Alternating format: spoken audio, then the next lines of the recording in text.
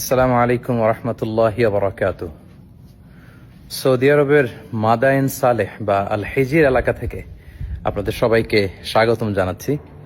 আমরা প্রায় আজকে মদিনা থেকে 350 কিলোমিটার পথ পাড়ি দিয়ে মাদায়েন সালেহতে এসে পৌঁছেছি।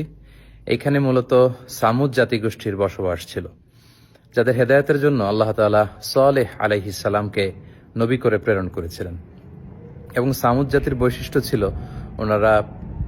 তারা পাথর বেষ্টিত এলাকায় তাদের জনপদ ছিল এবং পাথরকে খোদাই করে, পাথরের মধ্যে শিল্পকর্ম করে, খোদাই করে, ডিজাইন করে তারা পাথরের ভেতরে তাদের বসবাস স্থাপন করেছিল। এবং সালেহ আলাইহিস সালাম যখন সামুদ জাতিগোষ্ঠীকে এক আল্লাহর দাওয়াত দেন, তখন সামুদ গোষ্ঠী নবুয়তির প্রমাণ হিসেবে সালেহ আলাইহিস সালামের কাছে একটি উট দাবি করেছিল যে আপনি যদি পাহাড়ের ভেতর থেকে একটি উট বের করে আনতে পারেন, সেই উট যদি এসে বাচ্চা প্রসব করে এবং দুধ দেয়, সেটা খাওয়ার পরে আমরা বুঝবো যে আপনি নবী। এবং তিনি দোয়া করলেন সাল্লাল্লাহু আলাইহি ওয়াসাল্লাম আল্লাহর কাছে। আল্লাহ তাআলা পাহাড় থেকে একটি 10 মাসের গর্ভধারণী উটকে তিনি বের করে আনলেন। কিন্তু সাল্লাল্লাহু আলাইহি ওয়াসাল্লামের উম্মত সামুদ জাতি এটা দেখেও তারা বিশ্বাস করলো না এবং উটটিকে হত্যা করলো কিছুদিন পরে। এবং তাদের এই ধৃষ্টতার জবাব হিসেবে, শাস্তি হিসেবে আল্লাহ তাআলা জিবরিল আলাইহিস সালামকে পাঠালেন। উনি এসে একটা সাইহা বা সাউন্ড ওয়েভ, বিশাল একটি শব্দ তরঙ্গের মধ্য দিয়ে এমন বিকট আওয়াজ করলেন, ফলে সামুদ জাতি সমূলে নির্মূল হয়ে গেল, তাদের কানের পর্দা ফেটে সব লাশ হয়ে পড়ে রইল।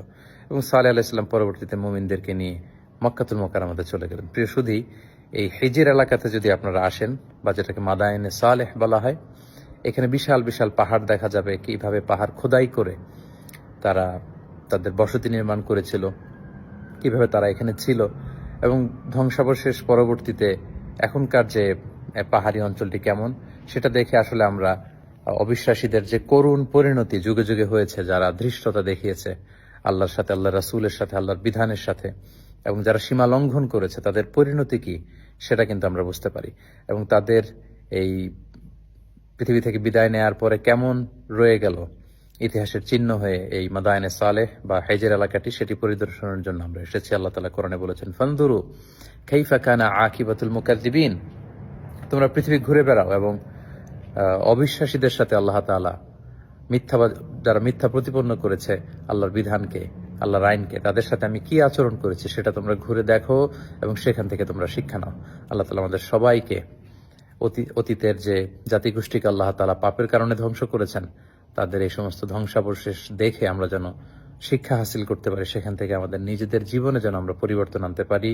আল্লাহ তাআলা আমাদের সবাইকে সেই ব্যাপারগুলো বোঝার এবং আমল করার তৌফিক দান করুক। সৌদি আরবের মাদায়েনে সালেহ এলাকা থেকে বিদায় নিচ্ছি। আসসালামু আলাইকুম ওয়া রাহমাতুল্লাহি ওয়া বারাকাতুহু।